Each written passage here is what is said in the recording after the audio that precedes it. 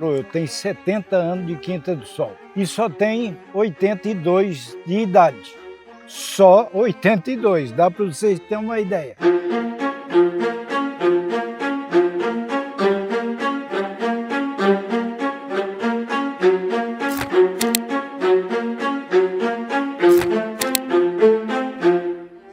Ela chegou aqui em Quinta do Sol em 67, veio para trabalhar na coleta do hortelã, né? Assim como você falou, o hortelã era muito importante em Quinta do Sol.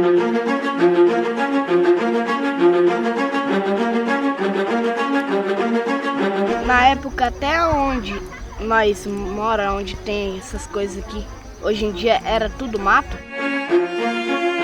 Ninguém imaginava que o grupo teria toda essa repercussão.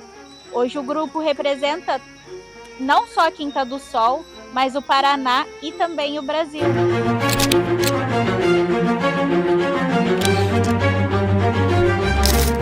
E vocês sabem por que Quinta do Sol tem esse nome?